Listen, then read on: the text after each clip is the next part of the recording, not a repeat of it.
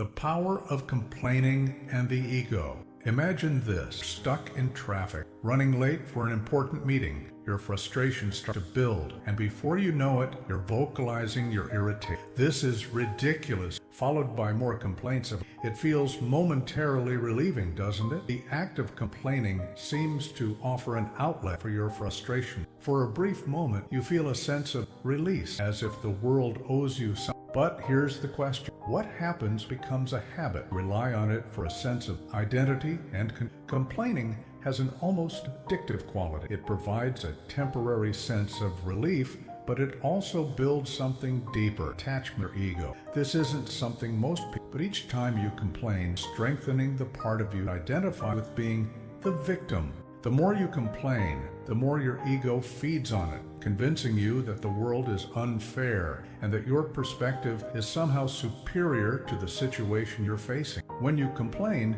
you aren't just expressing frustration about a situation. You are reinforcing the belief that something outside of you is responsible for your unhappiness, and your ego loves it. Thrives in these moments because it's just as if it has a. The ego gains strength every time you reinforce this idea: I'm right to feel this way. But here's the paradox: while complaining seems to bring relief, it also creates a deep sense of.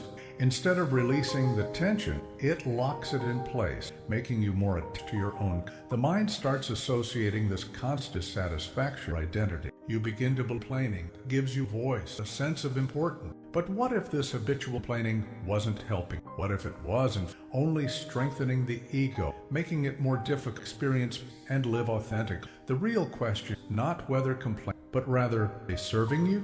Are they contributing to your growth, your happiness, and your ability to connect with others? Or are they simply feeding a narrative that keeps you stuck in a cycle of dissatisfaction and ego-driven resistance? The ego and complaining, the dangerous relation. To understand why complaining is so dangerous, we need to take a deeper look at how it reinforces the ego. The ego is a construct within our minds that thrives on comparison, validation, and the belief that we are separate from others. It needs a story to tell, a reason for its existence. And one of the most potent ways the ego feeds itself is through complaint. When we complain, we often frame ourselves victims of circumstance, though the world is conspiring against us. This victimhood creates a narrative where we believe that we are justified for dissatisfaction. The ego latches onto this narrative because it makes us feel important, us feel as though our frustrations matter, as though they deserve to be heard, understood, and acknowledged. But here's the more we complain, the more we feed the ego. Complaints are a form of resistance, not just to the external world, but also to our own experience in the moment. When we complain, we say, "This is not okay." Instead of accepting things as this resistance gives the ego a sense of superiority. It makes us feel like we are right and the world is wrong. And as the ego strengthens, grows. Think about the last. Did it make you feel more at peace, or did it just fuel your frustration? Did it make you feel better, or did it just keep the story of dissatisfaction alive in your mind? The more you resist, the more the ego grows, feeding off your complaints, telling you that your anger or frustration is justified, that the world owes you something. At its core, complaining is an unconscious way of reinforcing the narrative of every time we complain, we affirm that we are separate from the world, that something ahead of us is responsible for our unhappiness. This story allows the ego to thrive because it keeps us stuck in a state of perpetual dissatisfaction. Instead of finding peace, we continue to fuel the fire of resistance. The irony here is that the more we complain, the more we become attached to ego's narrative. It becomes a self-reinforcing cycle. The more we complain, the more our ego tells that we are right to feel the way we do, and the more it takes control over our emotions, thoughts, and perception. But what would happen if you chose complaining?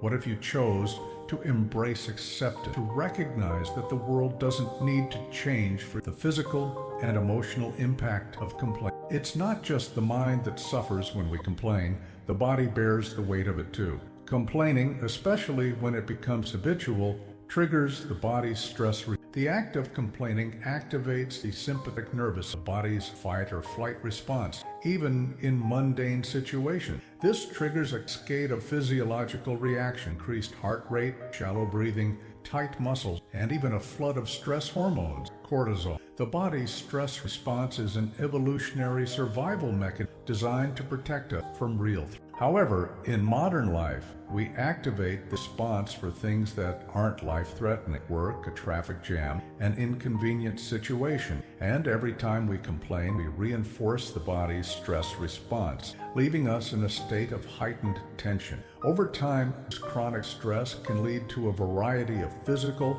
and emotional problems, from headaches, fatigue, to anxiety. You see, when we complain, we don't just release frustration, we're actually creating more stress in our bodies. And this tension doesn't just disappear once the complaint is voiced. It lingers in the muscles, the mind, and the emotion, a part of it. Complaints accumulate over time, leading to chronic frustration, stress that take a toll on our mental and physical. On a deeper level, complaining can also create emotional exhaustion. Every complaint reinforces negative emotional state, and every negative emotional state reinforces the belief that we are victims. The more we complain, the more we identify with the emotion behind it: anger, frustration, helpless. These emotions are part of who we are, and as a result, we carry them with us, perpetuating a cycle of emotional depletion. The worst part is that by feeding these emotions, strengthen the ego's grip over our lives. The ego thrives in negativity. It loves to tell us the world is against us and that we are justified in feeling up. But every time we give into this, we're handing over our peace, letting it dictate how we feel and how. But here's the empowering truth. You have the power to break this. By recognizing the physical and emotional toll complaining takes on your body, you can begin to choose a different path, one that leads to acceptance, inner peace, and the release of the ego's grip on your life. The turning point: how to break the habit of complaining. Breaking the habit of complaining is difficult, but it begins with simple awareness. The first step is to recognize when you're about to complain. This might sound easy, but in reality, the act of complaining is automatic. We don't even realize we're doing it until we've already said something negative. The key is to practice being aware of your thoughts and emotions in the present moment. When you catch yourself about to complain, stop and take a deep breath. Pause. This pause gives you the space to choose a different response. Instead of reacting to frustration or negativity, you can choose to observe the situation without judgment, accept it as it is, and to respond from a place rather. One of the most powerful to counter complaining is gratitude. The focus is wrong is right. It encourages you to recognize the good things no matter how. When you practice gratitude, you begin to retrain your mind to seek the positive, to find appreciation in every situation. Instead of complaining about what you don't have, you start to celebrate you do. Start each day, write down 3 things grateful. This could be as simple as a coffee, a kind gesture from a friend, or the beauty of a sunrise. By focusing on gratitude, slowly begin to rewire your brain instead of. Another practice to break the complaining habit is to reframe the situation. Instead of seeing an obstacle to complain about, ask yourself, what can I learn from? What can I say that will bring? Reframing challenges, opportunities of growth helps you release the need to complain and empowers you in control of your emotion. The final realization, power of letting go of the ego.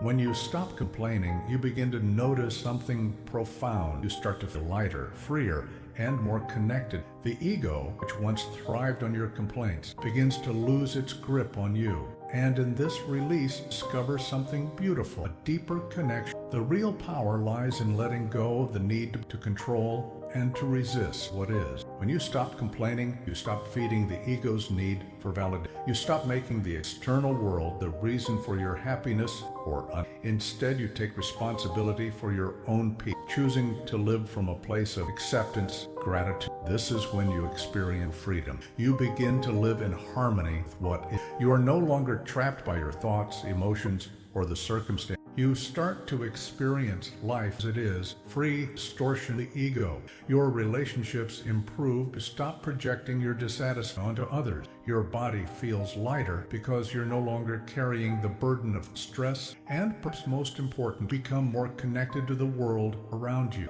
Instead of seeing everything through the lens of you begin to see beauty and opportunity every moment. You begin to appreciate life, not for this is the real liberation, letting go of the ego's complaint and finding peace. The final message is simple. Stop complaining, and you will stop feeding the ego. You will discover a deeper, more authentic connection to yourself and the world. Start practicing gratitude, mindfulness, acceptance today. Let go of the ego's grip and experience true peace. Call to action. If you're ready to begin your journey of breaking free from ego's control, start now. Subscribe to our channel for more content that will help you live a lighter, more authentic